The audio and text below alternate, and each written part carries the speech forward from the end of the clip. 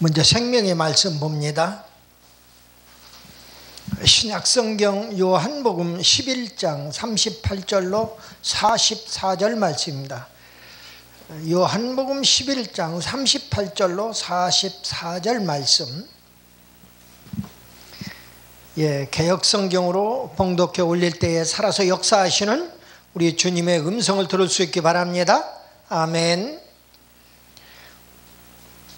이에 예수께서 다시 속으로 통분히 여기시며 무덤에 가시니 무덤이 굴이라 돌로 막았거늘 예수께서 가라사대 돌을 옮겨 놓으라 하시니 그 죽은 자의 누이 마르다가 가로되 주여 죽은 지가 나흘이 되었음에 벌써 냄새가 나나이다. 예수께서 가라사대 내 말이 내가 믿으면 하나님의 영광을 보리라 하지 아니하였느냐 하신대 돌을 옮겨 놓으니 예수께서 눈을 들어 우러러보시고 가라사대 아버지여 내 말을 들으신 것을 감사하나이다.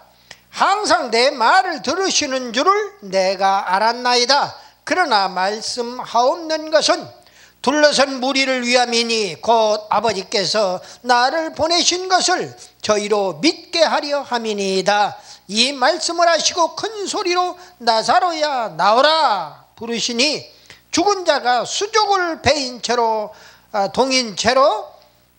배로 동인 채로 나오는데 그 얼굴은 수건에 쌓였더라. 예수께서 가라사대 풀어놓아 다니게 하라 하시니라. 아멘. 아멘. 잠시 기도하고 함께 은혜의 말씀 나눕니다. 살아서 역사하시는 우리 아버지 하나님, 은혜와 사랑을 진실로 감사합니다. 저희들이 무엇이간데 죽을 수밖에 없는 저희들 예수의 이름으로 하나님의 자녀로 부르시고 천국 백성으로 인쳐주심을 진실로 감사합니다. 아버지 하나님, 오늘도 부족한 종 강단에서 말씀 들고 섰사오니 하늘문을 여시고 사랑하는 백성들 마음을 활짝 열고 하나님의 말씀을 아멘으로 화답하며 부활의 크신 소망으로 가득 채워 주시옵소서. 믿사옵고 우리 구주 예수 그리스도의 이름으로 감사드리며 기도드리옵나이다. 아멘. 아멘. 우리 오른손 들고 인사 한번 해요. 할렐루야. 감사합니다. 무슨 일을 해도 우리 인간이 하지만은 영광은 하나님께서 받으시는 줄로 믿으시기를 바랍니다. 우리 기독교인들은 자기가 뭘 했다고 목사로부터 장로 권사에 이르기까지 많은 사람들이 그렇게 생각하는 것을 많이 봐요. 그런데 자기가 하는 게 아니라 그 목사면 목사 속에 역사하는 하나님께서 일을 하신다는 겁니다. 그걸 믿어야 합니다. 그런데 전부 다 자기 자랑하려고 그래요. 그렇기 때문에 얻어 터지는 겁니다. 내 자랑하려고 그러니까. 나는 이미 십자가에 죽었는데 오늘 본문이 세상에 많은 종교가 있습니다. 그런데 그 종교들 가운데에 어떠한 종교도 세계 7대 종교, 8대 종교 이런 유수한 종교들도 부활에 대한 이야기가 없어요. 실제로 거짓말이라도 교리상에 부활이 있다고 이야기하면 좋겠어요. 근데 그 거짓말조차도 부활이라는 이야기를 하지를 못합니다. 죽으면은 그걸로 끝나는 거지 무언 또 죽은 자가 다시 살아나느냐 하는 거예요. 그러나 우리 기독교는 달라요. 죽은 자가 살아나는 기적적인 역사가 일어난단 말입니다. 그러니까 우리 인간으로 볼 때의 최고의 기적은 바로 기적 중의 기적은 부활이다 그 말이에요. 그걸 예수님이 손수 부활의 첫 열매가 되어 주셨을 뿐만 아니라 우리 모든 예수 믿는 사람들도 다 부활할 수 있다는 것을 하나님께 예수님께서 친히 말씀을 주셨단 말입니다. 예표로 주었어요. 요한복음에는요 크게 7가지의 기적의 내용이 나옵니다. 그 요한복음 앞에서부터 이렇게 쭉 보면은 요한복음 2장에 가면 우리가 너무나 잘 아는 물로 포도주 만든 그런 기적이 나옵니다. 또 요한복음 4장에 가면은 왕의 신하의 아들을 치유하신 기적이 나와요. 그리고 또 요한복음 5장에 가면은 베데스다에서 38년 된 병자를 고쳐주는 그런 기적이 나옵니다. 그리고 6장에 요한복음 6장에 가면은 오병이어의 기적이 나와요. 오병이가 뭐예요? 물고기 5마리에 이 떡 5덩어리하고 물고기 2마리, 어린아이의 점심 도시락 하나 가지고 예수님이 축사하시니까 5,000명을 먹이고도, 그것도 장정만, 거기에 모인 사람은 다 2만 명 이상이에요. 보니까 남녀노유를 다 보니까. 그런데 그 많은 무리들을 다 먹이고도 12바구니가 남았단 말입니다. 그런 기적을 이야기하지요. 이제 다 말씀을 드렸어요. 베데스다 기적, 또 오병이어의 기적, 다 말씀을 드렸던 내용입니다. 물로 포도주 만든 기적. 그리고 요한복음 6장에 또 19절에 가서 보면은 풍랑의 무리 위를, 풍랑이 일고 있는 그 무리를 걸어서 제자들에게 오시는 예수님의 기적이에요. 인간은 할 수 없는 것을 놓고 우리 인간들이 기적이라고 이야기하는 겁니다. 그러나 하나님은 누워서 떡 먹길 거예요. 다 뭐 그냥 시공을 초월해서 움직이시는 분이기 때문에 그럴 거예요.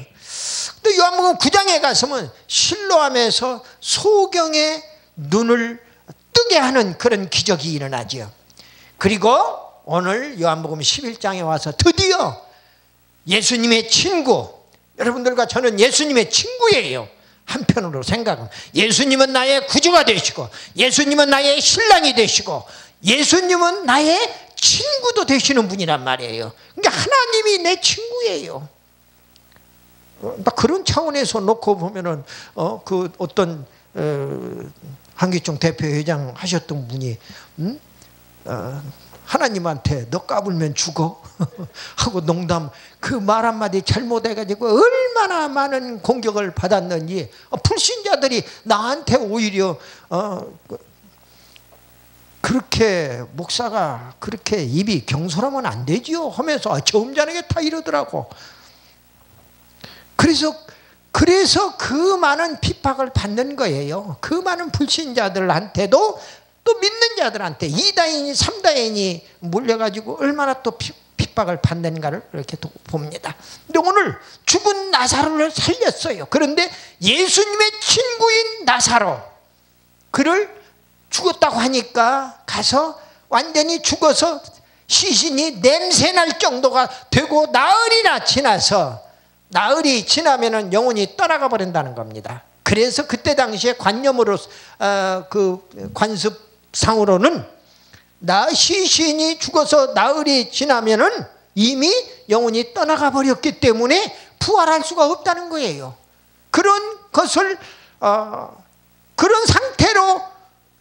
그런 상태 무덤 문에다가 다 장사 지내서 갖다 넣어놓은 나사로를 말씀으로 나사로야 나오라 명령하며 나사로가 벌떡 일어나서 나오는 역사가 일어났단 말입니다. 그래서 오늘 본문에 보니까 죽은 자가 수족을 배로 통인 채로 나오는데 그 얼굴은 수건에 쌓였더라. 장사 지냈기 때문에 그렇죠. 예수께서 가라사대 풀어놓아 다니게 하라 그랬습니다. 오늘 이 말씀이 얼마나 은혜가 되는지 알 수가 없어요. 성경에서 나사로 부활 기적뿐만 아니라 개인적인 기적이 전부 8분의 기적을 이야기를 하는 것을 보아요. 성경에서 개인적인 부활. 근데 그 나사로의 부활을 포함해가지고 전부 8분, 예수님도 부활하셨죠? 그래서 8분이 되는데 구약 성경에서 2번 사르밧 과부의 아들이 엘리야를 통해서 부활을 했어요. 또 수렘 여인의 아들이 그 제자 엘리사를 통해서도 부활했어요. 또 죽은 다비다가 베드로를 통해서도 부활했어요. 또 죽은 유두고가 사도 바울을 통해서 부활했어요. 신약에서 2차례 그 제자들을 통해서, 그리고 선지자를 통해서는 또 구약에서 2차례. 그리고 예수님이 친히 회당장의 딸 야이로, 회당장 야이로의 딸을 부활시켰어요. 또 나인성 과부의 아들을 또 부활시킨 겁니다. 그리고 자기 친구인 나사로를 부활시키고 자기 자신도 십자가상에서 돌아가신 다음에 사흘 만에 드디어 부활의 첫 열매가 되어주신 겁니다.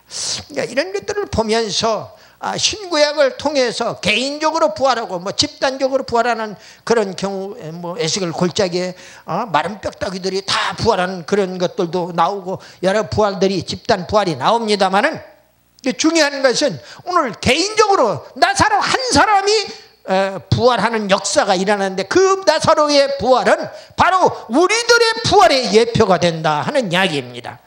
기독교는 살아있는 종교예요. 죽은 종교가 아니라는 거예요. 오늘 그래서 나사로의 부활 기적 시리즈 34탄입니다. 첫째, 유대를 떠난 주님께서 다시 유대로 가시려고 합니다. 그 나사로 살리려고 다시 들어가려고 하는 거예요. 조금 전까지 돌로 치려고 했던 유대인들의 곁으로 다시 들어가겠다는 거예요.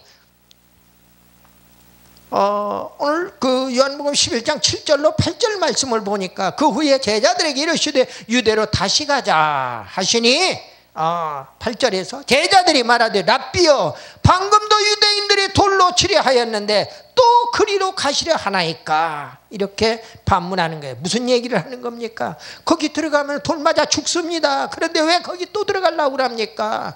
예수님만 맞아 죽는 게 아니라 제자들까지 맞아 죽는다 그 말이에요. 돌 맞아서. 그러니까 우리 못 가겠습니다. 가지 마십시오 선생님. 지금 그 얘기를 제자들이 하고 있는 거예요. 왜 유대로 들어가? 그러나 돌 맞아 죽을지언정 내 친구가 죽었다는데 살려야겠다는 거예요. 그리고 내가 하나님의 아들로서 이 땅에 너희들을 구원하기 위하여 왔다는 것을 너희들로 하여금 믿게 하겠다는 거예요. 죽은 자도 살리는 그런 기적적인 하나님이라는 것을, 내가 예수 하나님의 아들이라는 것을 너희들로 하여금 믿게 하려 하겠다는 거예요. 그래서 가겠다고 이야기를 합니다. 그리고 또 그 나사로의 누이들 마르다와 마리아 두 누이가 있죠. 시집도 안 갔어요. 부모는 언급이 없는 걸로 봐서 부모가 없는 고아들이에요. 그런데 그나마 오랍이 되는 나사로를 믿고 의지하고 이제 시집갈 준비나 하고 그러고 있었던 그 가정에 마르다와 마리아는 청천외백력이에요. 나사로가 죽어버렸으니 의지할 곳이 없는 겁니다. 이제 시집도 가기도 전에 생과부가 되는 겁니다. 또 고아 아닌 고아가 되는 거예요. 무슨 얘기냐?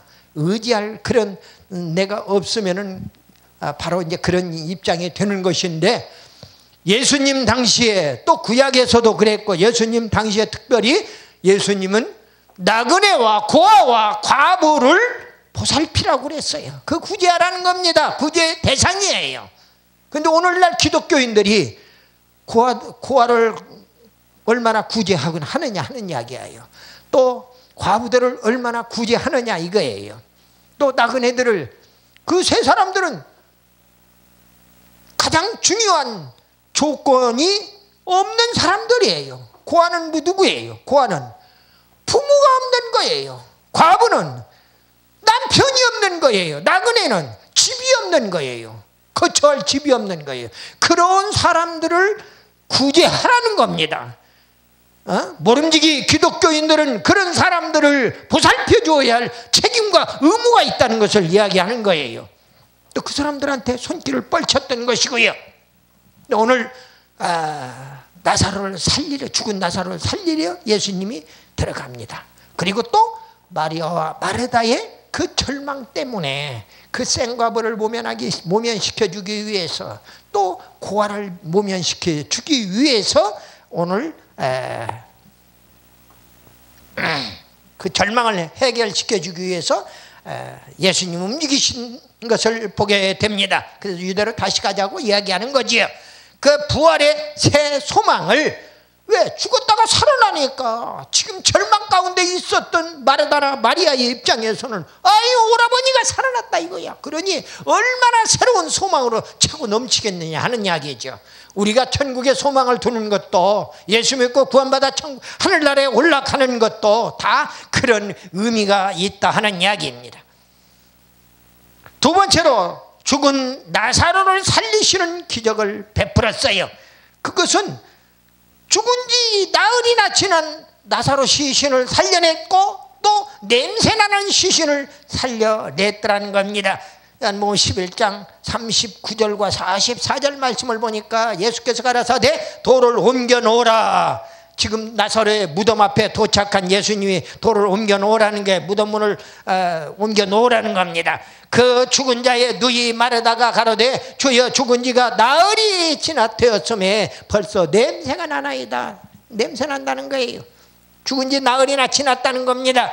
죽은 자가 수족을 그리고 44절에 얘기하는 거 보니까 죽은 자가 수족을 배로 동인채로 나오는데 그 얼굴은 수건에 쌓였더라. 예수께서 가라사대 풀어놓아 다니게 하라 하시니라 그랬습니다. 죽은 육체의 부활은 부활할 수 없다는 그런 관념이 팽배해 있었어요. 당시에 나흘 후에 시체가 부패해서 그 영혼이 몸을 떠나갔기 때문에 죽은 육체는 부활할 수 없다고 그때 당시에는 믿고 있었더라는 이야기입니다. 그런데 예수님은 명령 한마디로 43절 말씀을 보니까, 오늘 본문 43절에 보니까 나사로야 나오라 하고 무덤 문 앞에서 말씀으로 외쳐댔어요. 그래 말씀으로 살리셨어요. 주님은 인간의 생사화복을 주관하는, 직접 주관하시는 하나님이신 것을 우리에게 보여준다 그 말입니다. 죽음을 예수님은 이 땅에 계시는 동안에 성경에서 특별히 죽음을 네 가지의 그 긍정적인 표현을 하고 있어요. 죽음을 잠잔다고 표현하죠. 또 죽음은 이 세상을 떠나갔다는 얘기예요. 그리고 잠잔다, 떠나갔다. 그 다음에 거처가 이동되었다. 이 지상에서 천국으로 옮겨진 거지요. 그리고 이 지상에서 천국으로 옮겨졌다는 이야기는 우리 인간들에게는 유익이라는 거예요. 그러니까 죽음을 슬퍼할 이유가 없다는 거예요. 죽음을 두려워할 이유도 없다는 겁니다. 코로나 웃기지 마세요. 지금 코로나로 죽어가는 사람보다도 암 환자로, 내가 지금 암에 2개나 걸려서 지금 살아가고 있잖아요 지금. 그런데 암 환자들이 하루에 48명씩 죽어가고 있어요. 근데 코로나 어제도 안 죽었고 오늘도 안 죽었어요. 감기보다도 지금 사망률이 없어요. 이거 가지고 무엇이 그렇게 두려워서 절절매고 그래야 할 한등의 이유가 없어요. 물론 전염병이기 때문에 마스크도 쓰고 할 일, 우리가 해야 할 도리는 다 하는 거죠. 나도 누구보다도 내 건강은 내가 제일로 잘 지키려고 애를 쓸 거 아닙니까? 남이 내 건강 지켜주는 거 아니잖아요. 그리고 나뿐만 아니라 나를 통해서 혹시라도 다른 사람한테 감염될까 봐서 우리가 조심할 건 조심하는 것입니다. 당연한 이야기예요. 긍정적으로 잠잔다, 죽음을 떠났다, 거처가 이동되었다, 우리에게 유익이라고 하는 건 다른 거 아니에요. 이 세상의 수고가 끝났다. 수고 끝. 그리고 저 천국에 새로운 삶이, 새 생명이 시작된다는 겁니다. 새 출발이 시작되는 거예요. 죽음의 의미가 그런 겁니다. 얼마나 긍정적이고 유익하냐 하는 이야기입니다. 그렇게 긍정적인 마인드를 가지고 이 세상을 살면은 그 얼굴에 주름살이 생길 이유가 없잖아요. 얼마나 평안해요. 얼마나 행복하냐 그 말이에요. 아파가지고 두 사람이 아픈 사람인데 한 사람은 그냥 맨날 징징 싸고 또 똑같이 교회 나가. 그런데도 둘 다 권사 직분까지 받아서, 그런데도 어째서 하나님은 나만 가지고 이러냐고 하나님을 원망 불평하는 권사님이 계셔요. 내 주변에 그런 사람이 있어요. 그런데 한 사람은 풍으로 얻어맞아서 이제 부족한 종의 손길을 통해서 회복이 되었어요. 그럼에도 불구하고 그분은 얼마나 긍정적인 마인드로 내가 자빠질 때 어디 더 이상 크게 뼈가 부러지지 않게 붙잡아 주시는 하나님 감사합니다. 이러고 감사를 하는 거예요. 얼마나 고맙고 감사한지 모든 것을 범사에 감사하게 그렇게 생각을 하는 거예요.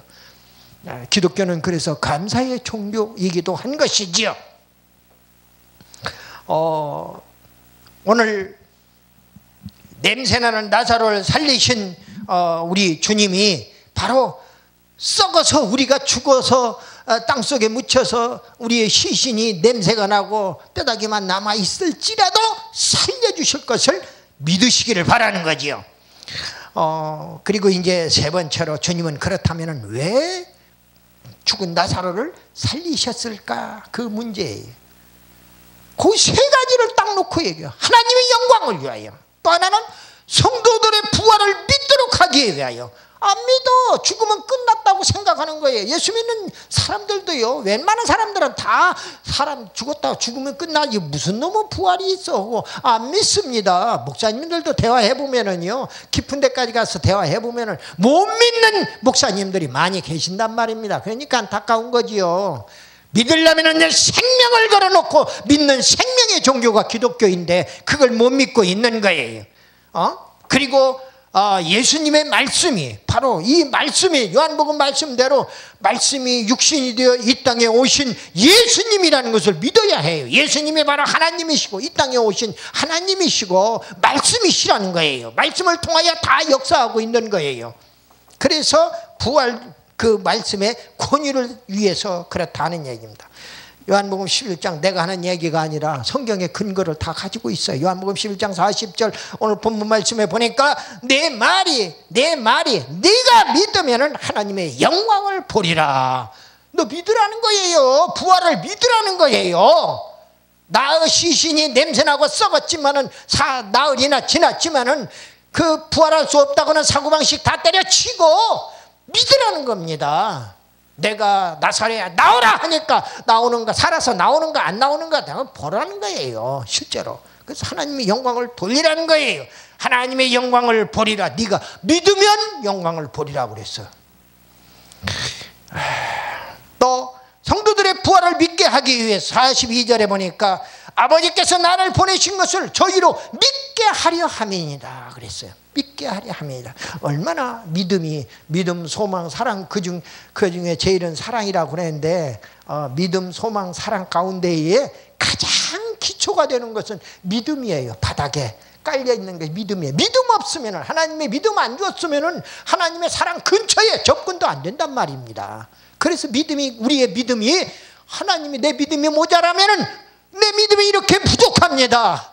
예수님 믿음 좀 더 큰 믿음 좀 허락하여 주시옵소서. 나한테 믿음 좀 보내주시옵소서. 내가 담대하게 죽음을 극복할 수 있는 믿음을 보내주시옵소서. 내가 질병을 극복할 수 있는 여호와 라파의 하나님을 믿을 수 있는 그런 믿음을 허락해달라고 기도하고 간구하는 가운데에 통증도 언제부턴가 사라져버리고 그리고 건강이 회복되어 가서 지금 이렇게 회복되어서 죽어가던 사람이 다시는 못 일어날 줄 알았던 사람이 여러분들 앞에 서서 지금 말씀을 먹이고 있는 겁니다.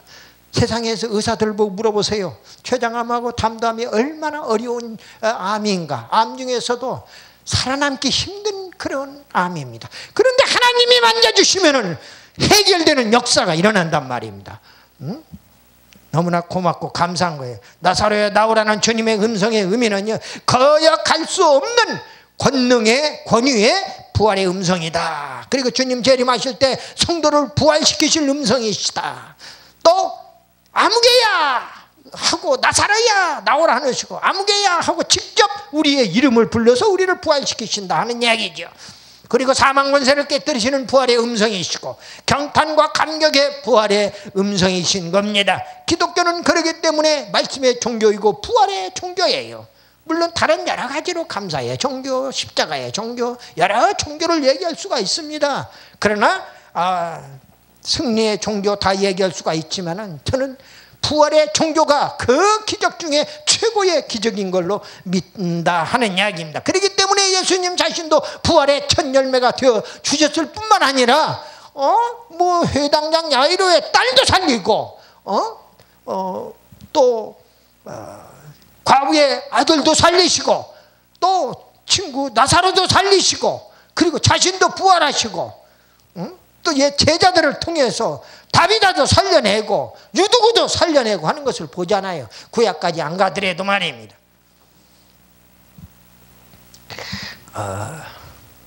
우리는 인간의 죽음은 두려워할 것도 무서워할 것도 없습니다. 아무리 코로나가 전국이라 해도 코로나 두려워하지 마시기를 바랍니다. 두려워하는 그 두려움 때문에 더 어렵고 힘든 지경에 빠져 들어갈 것입니다. 그러니까 부활은, 죽음은 부활이 있으므로 영생의 새 출발의 지점이다 하는 이야기예요. 그래서 우리는 각오가 필요합니다. 성도는 부활의 주님을 믿고 의지하여 영생의 삶을 영위할 각오가 필요하다 하는 이야기입니다.